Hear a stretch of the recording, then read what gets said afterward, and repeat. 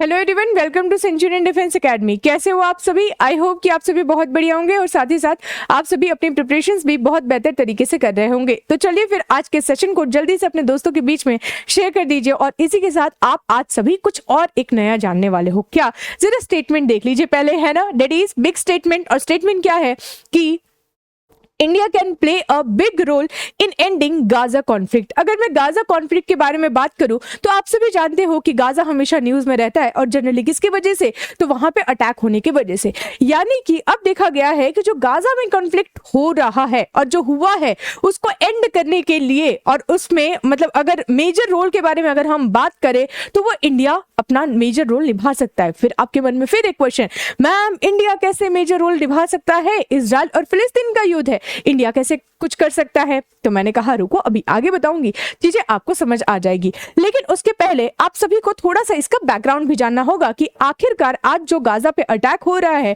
उसके पीछे की हिस्ट्री क्या है, ठीक है?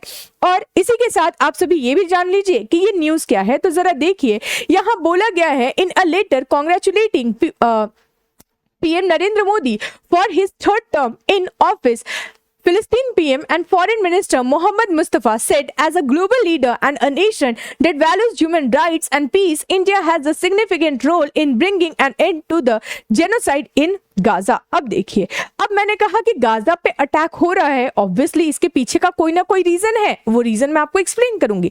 लेकिन यहाँ पे ये चीज न्यूज क्यों आई कि आखिरकार भारत अपना एक मेजर रोल इसमें कैसे प्ले कर सकता है?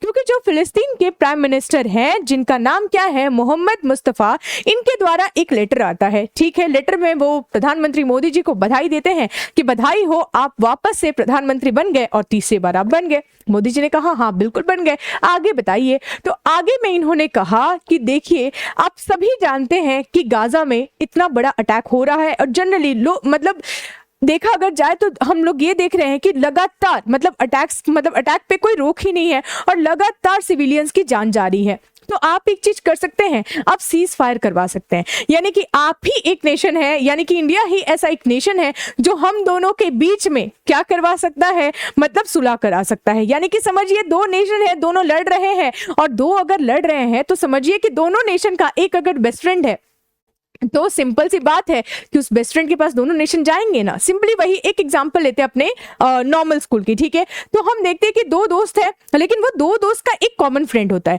यानी कि जब जो दोनों दोस्त रहते हैं उनके बीच में जब लड़ाई होती है तो वो जो कॉमन फ्रेंड होता है उसको क्या कर देता है, ठीक कर देता है। यानी कि क्या यहाँ पे वही चीज सोची जा रही है? तो मैंने कहा बिल्कुल हाँ। यानी कि जब हम फिलिस्तीन की बात करें, जब हम इजराइल की बात करें, तो ये दोनों हमारे अच्छे दोस्त हैं। और जब दोनों हमारे अच्छे दोस्त हैं, यानी कि दोनों हमसे बात कर रहे हैं, तो सिंपल सी बात है कि अगर ये नाराज है तो इसको क्या करना पड़ेगा, मनाना पड़ेगा। अगर ये नाराज है तो इसको मनाना पड़ेगा। ओवरऑल आप तीनों को मिलकर के कुछ ना कुछ करना पड़ेगा, इसीलिए ये न्यूज में है।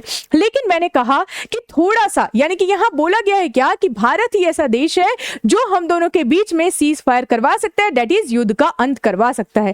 लेकिन इसके पीछे थोड़ा सा हम बैकग्राउंड जानेंगे कि आखिरकार आज गाजा पे अटैक इतना हो क्यों रहा है।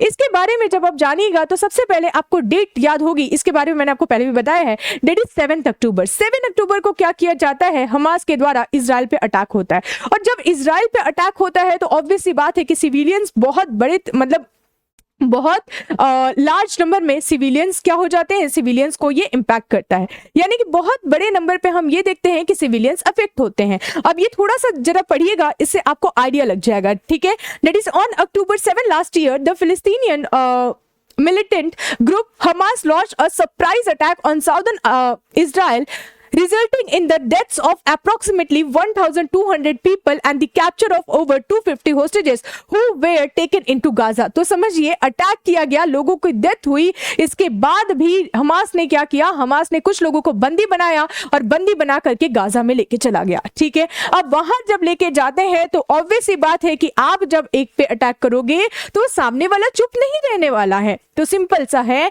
कि जब इजरायली फोर्सेस पे अटैक किया गया उस टाइम पे इजराइल के सिविलियंस पे अटैक किया गया तो फर्दर में उसके रिस्पॉन्स में गाजा पे अटैक किया जाता है, और वो किसके द्वारा, तो वो इजरायली फोर्सेस के द्वारा। दैट मींस इसको आप देख सकते हैं, that is this promoted a strong military response from Israel which initiated a large scale invasion of Gaza over the next 9 months.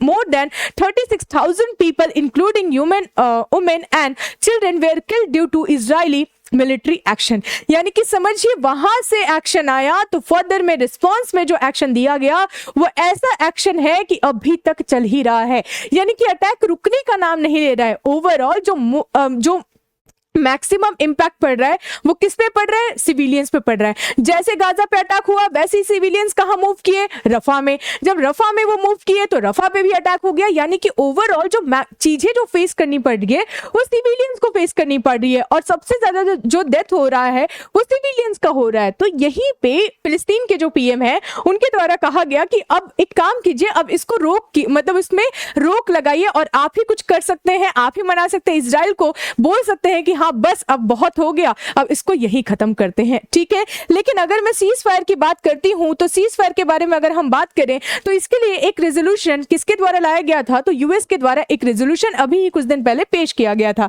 उसमें बताया गया यूएस के द्वारा कि देखिए हम सीज फायर यानी कि पूरी तरीके से इस युद्ध को खत्म तो कर सकते हैं, लेकिन इसके 3 फेजेस हैं, और वो 3 फेजेस कौन से हैं, तो यूएस के द्वारा 3 फेजेस बताए गए। पहले फेज में कहा गया ये कि देखिए हम क्या करेंगे, हम ये कर सकते हैं कि इजरायली फोर्सेस को कहेंगे कि आप एक काम करो, आप धीरे धीरे जो लार्जली पॉपुलेटेड एरिया है ना, आप वहां से धीरे धीरे अपने आप को शिफ्ट कर लो, तो वहां के लोग सिक्योर मानेंगे, और उसी के बदले हमास को भी कह दिया जाएगा एक काम करो, जो बंदी लोगों को बना करके रखा था आपने, आप उन लोगों को वापस कर दीजिए। यानी कि पहला क्या है, पहला ये कि इजरायली फोर्सेस पीछे जाएंगी और हमास जो बंदी लोगों को बना करके रखा था वो उसको वापस कर देगा। सेकंड में क्या है, सेकंड में कहा गया सेकंड फेज में कि दोनों नेशन को कह दिया जाएगा कि रुको रुको रुको, कोई भी किसी पे अटैक नहीं करेगा। अब क्या है, अब फाइनली सॉल्यूशन हम निकाल रहे हैं, यानी कि दूसरा फेज क्या है कि उन्हें कह दिया जाए कि अटैक नहीं करना है।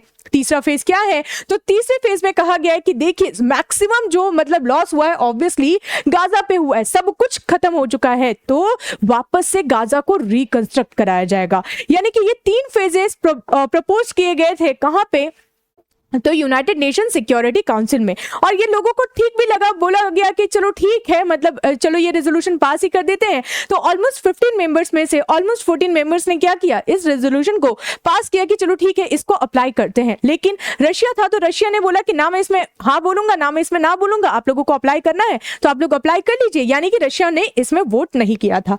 अब जब अप्लाई करने की बात की गई तो दोनों को बुलाया जाएगा ना, बोला जाएगा कि अच्छा चलो दोनों खुश हो, तो बोले हाँ ठीक है खुश है, दोनों ने बोला कि चलो ठीक है हम रेडी हैं। लेकिन इजराइल ने बोला कि हाँ मैं भी रेडी हूं, और हमास ने बोला, और फिलिस्तीन के द्वारा भी कहा गया मैं भी रेडी हूं। लेकिन हमास ने क्या किया, हमास ने डिमांड कर दिया। डिमांड क्या, तो डिमांड ये कि देखिए हम ये तीनों चीजें मानने के लिए रेडी है, लेकिन इजरायली फोर्सेस को कहिए कि राफा बॉर्डर से भी वो हट जाए, यानी कि गाजा से तो हटेंगे ही, लेकिन इसके साथ इजरायली फोर्सेस को कहा जाए कि आप राफा बॉर्डर से भी हट जाइए। लेकिन यहां पे नेतन्याहू के द्वारा आंसर आता है कि अगर यहां से हट ही जाएंगे तो ओवरऑल क्या होगा, ओवरऑल ये कि हमास मैक्सिमम एरिया को वहां पे कवर कर लेगा। तो दूसरा इशू क्या था, तो दूसरा इशू बन गया अपना ट्रस्ट, यानी कि समझिए कि हम हट भी जाते हैं तो क्या गारंटी है कि आप फर्दर हम पे अटैक नहीं करोगे। अटैक करना तो स्टार्ट आप ही ने किया ना, हमने तो रिस्पॉन्स में वो चीजें की।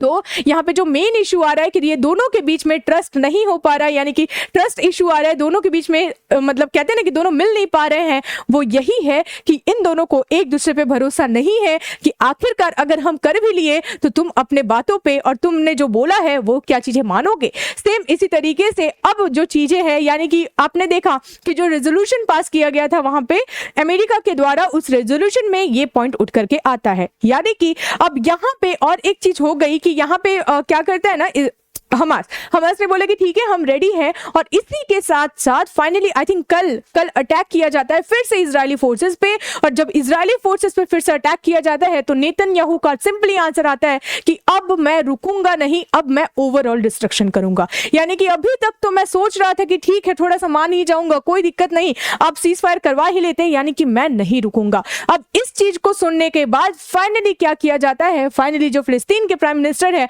वो कहते हैं मोदी जी को कि कुछ ना कुछ इंडिया के द्वारा भी अगर हेल्प प्रोवाइड कर दी जाए तो शायद कुछ हो सकता है। और ये जो इतना बड़ा कन्फ्लिक्ट है, इस कन्फ्लिक्ट का कहते हैं कि मेन सॉल्यूशन वो इंडिया के पास है। यानी कि अगर इंडिया भारत को भारत अगर चाहे तो इजराइल को मना ले, और अगर मना लेगा तो फाइनली ये जो गाजा कॉन्फ्लिक्ट है उसका एंड हो जाएगा। यानी कि मनाना किस लिए है, तो सीज फायर के लिए। अब क्वेश्चन बन जाता है इंडिया पे कि आखिरकार भारत करेगा क्या। तो ये भी तो अब हम देखेंगे कि इंडिया का स्टैंड क्या रहेगा, और बाकी आप सभी का क्या पॉइंट ऑफ व्यू है आप सभी कमेंट बॉक्स में बता सकते हो। ठीक है, तो आज मैंने आप सभी को ये गाजा कॉन्फ्लिक्ट के बारे में चीजें क्लियर कर दी, कहां से इसकी शुरुआत हुई, ये भी चीजें मैंने आपको बता दी। इंडिया का स्टैंड क्या होगा ये देखने की बात है, हम देखेंगे, जैसा स्टैंड होगा वैसे मैं आपको बता दूंगी। ठीक है, इसी के साथ मैं आप सभी को एक क्वेश्चन भी देना चाहती हूं, जो कि क्वेश्चन आप सभी सॉल्व करोगे और कमेंट में आंसर करोगे। क्वेश्चन क्या है, what is true about Israel in the statement listed below. First, it is situated towards the east of Mediterranean sea. Second, Jordan is the longest flowing river in Israel. Only one, only two, both one and two, and none of the above. इस question का answer आप सभी comment box में दे सकते हो। और साथ ही साथ अगर मैं इजराइल की बात करूं तो इजराइल हमेशा से न्यूज में रहा है, और हमेशा से न्यूज में रहने के कारण हमेशा आपसे इजराइल से रिलेटेड क्वेश्चन भी पूछे जाते हैं। तो बिल्कुल इजराइल की लोकेशन बहुत अच्छे से आप सभी पढ़ लीजिएगा। मैं भी कोशिश करूंगी कि मैप से आप सभी को ये जो टोटल चीजें हैं मैं कवर करवा दूं। ठीक है, तो आई होप कि आज का सेशन आप सभी को बढ़िया लगा होगा, चीजें आप सभी को समझ में आ गई होगी। तो बिल्कुल सेशन को शेयर करना ना भूलें, और अच्छे क्वेश्चन प्रैक्टिस करना है तो आप सभी टेलीग्राम चैनल को भी ज्वाइन कर सकते हो, जिसका लिंक कमेंट बॉक्स में दिया गया है। ठीक है, तो मिलते हैं आपसे नेक्स्ट सेशन में, तब तक के लिए thank you so much and जय हिंद टू एवरीवन। क्या आपका भी सपना है national defence academy NDA join करने का और आर्मी, एयरफोर्स और नेवी में अधिकारी बनकर देश सेवा करने का? Join our NDA 2 2024 online batch, जहां आपको NDA written plus SSB interview के फॉर्मूला पर आधारित होलिस्टिक गाइडेंस मिलता है। NDA में सबसे ज्यादा फाइनल सिलेक्शन देने वाले संस्थान में आपको मिलता है individual and personalised guidance, well researched content, doubt clearing sessions. Download करें Centurion digital app. Our online batch features daily 4 hours live classes, recorded lectures, weekly mock tests, strategic content in the form of e-notes and e-PDFs, daily assignments, online quizzes, separate section for feedback and query। अधिक जानकारी के लिए ही call करें।